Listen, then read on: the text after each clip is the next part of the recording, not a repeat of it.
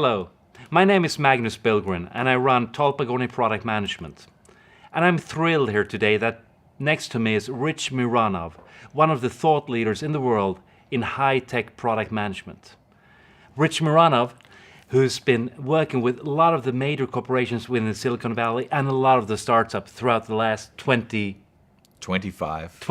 years? 25 years. 25 years. We're really happy to have you here. Thanks, and I'm really excited to be here in Stockholm and be with the whole Tolpagoni team, meet with your clients. It's very exciting to be here. Great. You know, Rich, over these days that you've been here, we've been meeting up with some of the Swedish clients and discussing product management, high-tech product management. One of the areas that we've discussed is Agile Product Management. And I mean, it's Agile is, of course, all over the place. Indeed. So it's been very much engineering driven, but how do you see that product management comes into this agile world, and what kind of perspective should we have to the issue? I think it's really important. A lot of the early work in Agile really came out of engineering brains and engineering processes and really left some of the strategic product work on the side. Right. Product owners tend, at least in my experience, to be relatively lightweight as far as product and market knowledge go.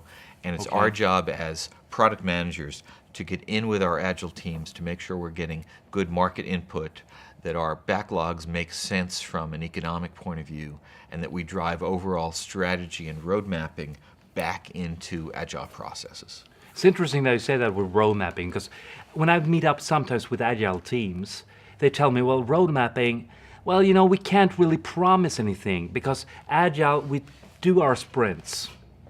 And with the road mapping, it's much more than just one sprint. And the roadmap always ends up at the customer's tables. Yes. And so how do we handle this long-term and short-term? Do we really need roadmaps? I think they're critical. They're critical from several points of view. So first, if we don't have a roadmap, if we don't look out 18 months, 24 months, we don't really have a plan. We don't have a way to take the company strategy and anchor it back to specific activities and development. So it's really a core product management deliverable to make sure that we've got a 6-month, 12-month, 18-month roadmap with some reality to it.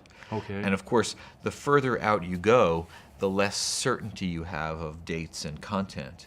But I think the sort of simple, pure Agile thought that says there are no roadmaps just doesn't work in the commercial world. So customers need them, sales reps need them, marketing organizations need them to plan out the next 3, 6, 9, 12, 15 months worth of work. Right. And it's a primary tool to make strategic decisions so that what engineering builds, in fact, is meeting market need. Okay. One other issue that often comes up when discussing Agile is that it seems like the product ownership, product owners within the Scrum methodology primarily, and the product management. Sometimes the product management gets automatically to be the product owner, and it increases the workload intensely, which means it makes it problematic for product managers. How do you see this happening? How could we as product managers handle this situation? I think that's exactly right. Actually, there's several situations here. One is where the company finds a bunch of product owners who are not product managers. And so they don't create the extra stress on product management. What they create is a real lack of connection through to product strategy, to sales, to marketing, and to the rest of the company. So having product owners sort of separately reporting to engineering, I think, is a failed approach in many cases.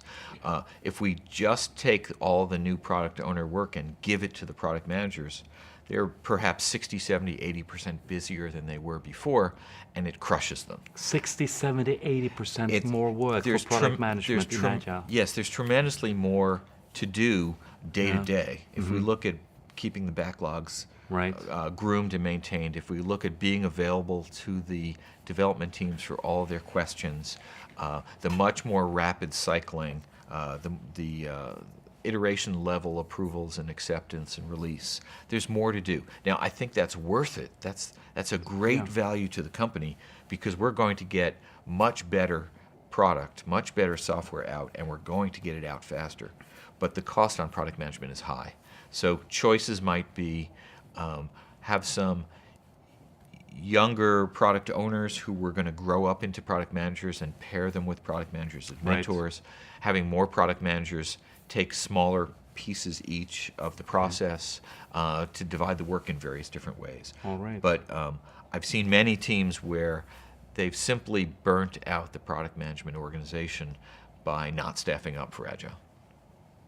So, if I understand it correctly, there are enormous possibilities with Agile development methodologies. We can increase output immensely. But it does have a price. It does have a price with increased work of product management. Absolutely. I'm a huge fan of Agile. I'm a major supporter of Agile. I think there's very few situations where I would not apply it. It's great for the company, it's great for the engineer or organization, but we've got to put the resources in on the product management side to make it successful. Right. So I'm happy about that because that really means a lot for, say, for product management to attack and handle this situation. And it also can increase, or let's say make direct results in the balance sheet for a lot of companies that are able to handle Agile product management in the Agile development. Thank you, Rich. It's a pleasure. Thank you. Thank you.